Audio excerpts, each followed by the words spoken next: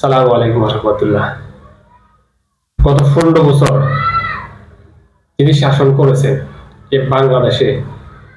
তিনি হচ্ছেন সাবেক প্রধানমন্ত্রী শেখ হাসিনা।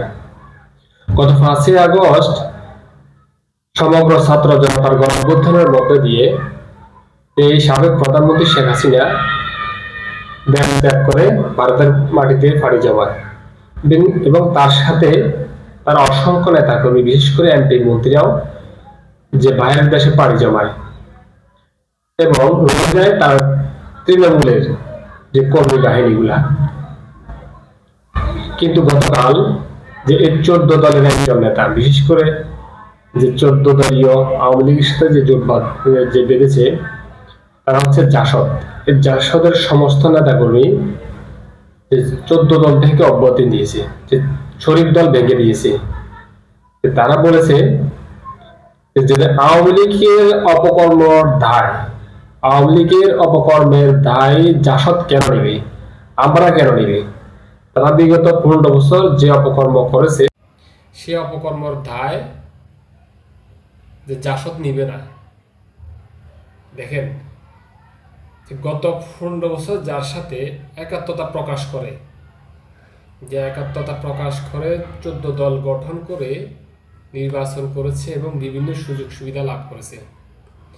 কিন্তু ৫ই আগস্ট যখন শেখ হাসিনা ক্ষমতাচ্যুত হয়, কিন্তু তার আশেপাশের লোকেরা তাকে এখন ছেড়ে না, যে তাকে এখন উপাধি দিচ্ছে, যে আওয়ামী লীগকে উপাধি দিচ্ছে যে তাদের অপকর্মের দায় যে জাসদ নিবে না।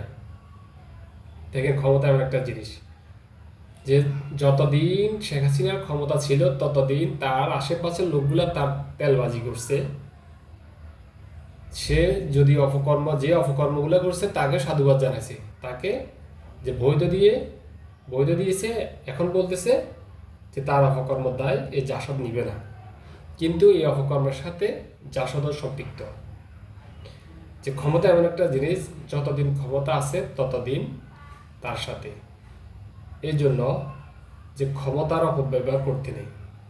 আজকে আপনার ক্ষমতা আছে, কালকে আপনার ক্ষমতা নাই থাকতে পারে। যে বিগত ১৫ বছর কেউ কল্পনা করে না যে আওয়ামী লীগ গত ৫ই আগস্ট ১২টা পর্যন্ত কেউ কল্পনা করে না যে শেখ হাসিনা ক্ষমতাচ্যুত হবে। যে আল্লাহ পাক কোরআন শরীফে বলেছেন যে ক্ষমতা দেওয়ার মালিক আমি, ক্ষমতা নেওয়ার মালিক আমি। কাউকে কোথায় কখন ক্ষমতা দিব এবং কখন ক্ষমতা নিব একমাত্র আমিই জানি। এই জন্য ক্ষমতার অপব্যবহার করতে না, ক্ষমতার যখন অপব্যবহার করা হয় তখন তার আশেপাশের লোকগুলো একসময় তার যে দূরে চলে যায়।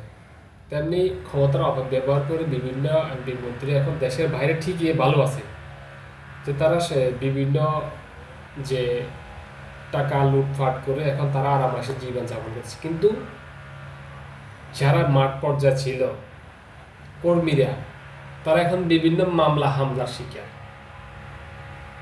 যারা যে কোনো অপকর্মে ছিল না, তারাও তাদের দায় এখন তাদের যে কর্মীদের উপর বর্তাইছে।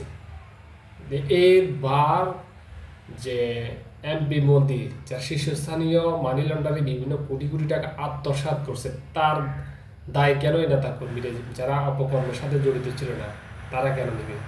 এটা হচ্ছে যে বর্তমান আওয়ামী লীগের যারা দেশে ছিল, যারা দেশে আছে, যারা দল করছে কিন্তু যে কোনো দোষ করে নাই, এটা তাদের কথা। তারা বলছে যে তাদের অপকর্ম আমরা দায় নিব না।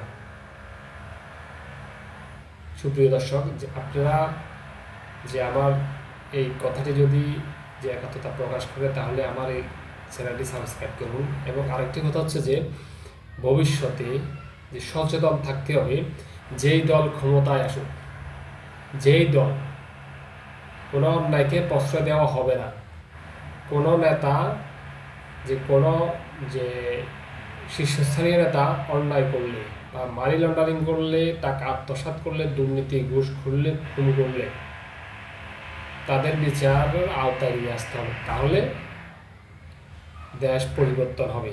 আর এই দেশ পরিবর্তনের জন্য একটি যে আধুনিক বাংলাদেশ ভবিষ্যতে মানুষ দেখতে চায়। সালাম আলাইকুম।